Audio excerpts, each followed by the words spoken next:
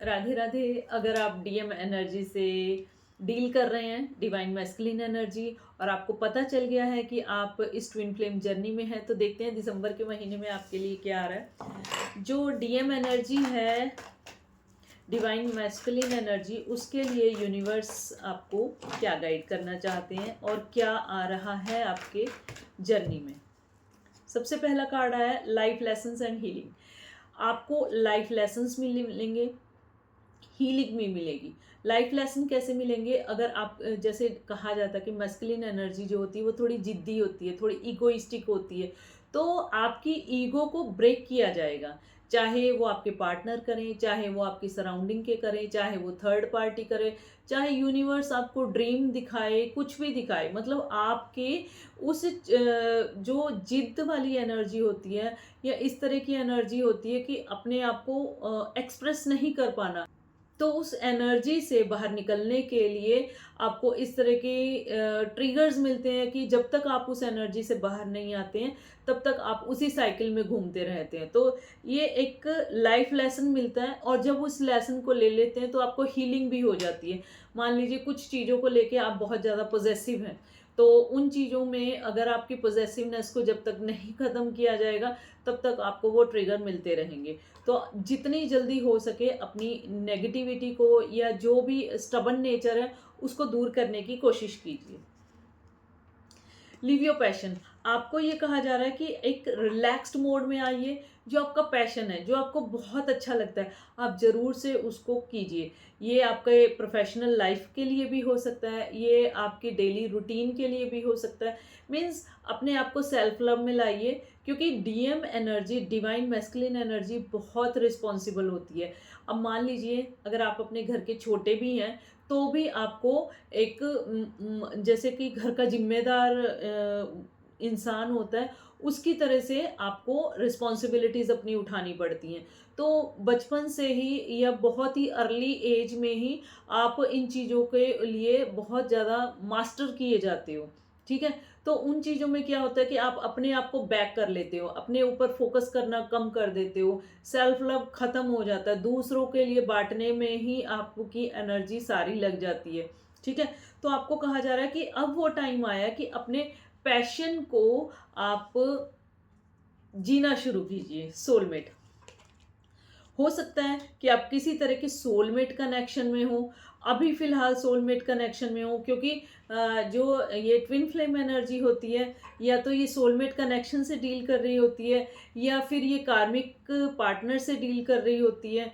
जब तक आपका उनके साथ जो बैलेंस है वो कंप्लीट नहीं होगा, तब तक आप अपने सोल कॉन्ट्रैक्ट की तरफ नहीं जा सकते हो। तो जो आपकी रिस्पॉन्सिबिलिटीज़ हैं, आप ज़रूर अच्छे से निभाइए, क्योंकि वो आपको दी ही इसलिए गई हैं। एक तरह का ये टेस्ट होता है कि आप अपने टेस्ट में कहाँ तक अपनी रिस्पॉन्सिबिलिटीज़ को निभाते हैं। लेकिन हाँ, उसमें खुद को मत भूलिए।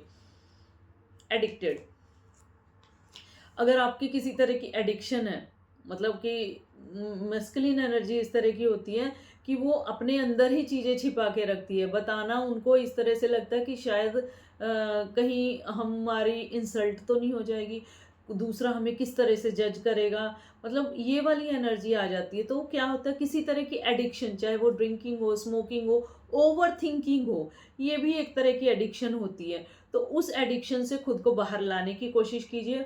एडिक्शन से आप कब बाहर ला पाएँगे?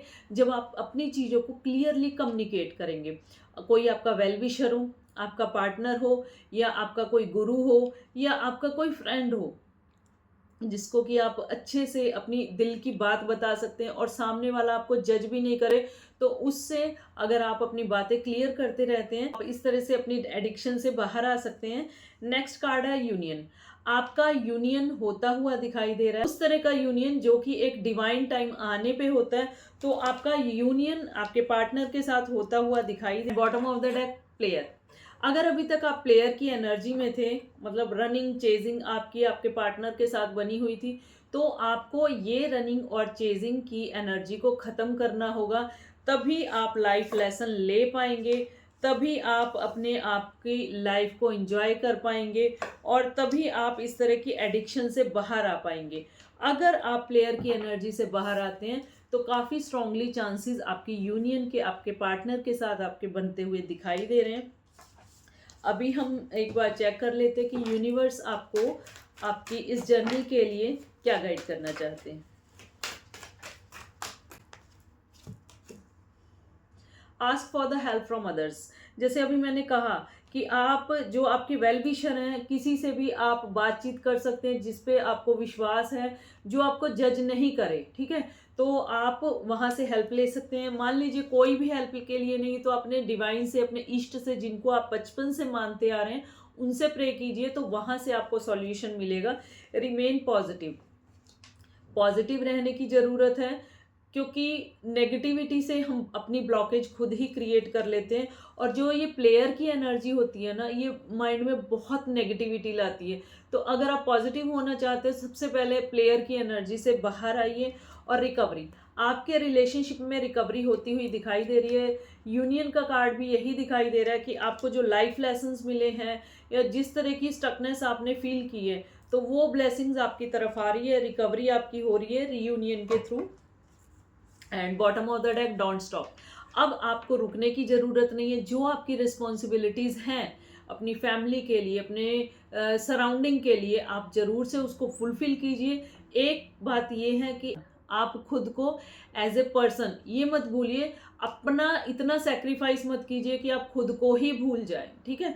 तो आपको ये कहा जा रहा है कि आपका यूनियन के चांस आपके बने हुए हैं, तो आप प्लेयर की एनर्जी से बाहर आइए और लाइफ लेसन्स लीजिए। अगर आप लाइफ लेसन्स लेते हैं तो डेफिनेटली अनकंडीशनल लव में आप आ रहे हैं। अनकंडीशनल लव आप अब फील करेंगे, ना सिर्फ यूनिवर्स के लिए, ना सिर्फ एनिमल्स के लिए, ना सिर्फ फैमिली के लिए, बल्कि अपने पार्टनर के लिए भी। इस तरह की एनर्जी के लिए कनेक्टेड रहिए इन्फिनिटी टैरो 111 से। मिलते हैं नेक्स्ट टाइम, तब तक के लिए राधे राधे।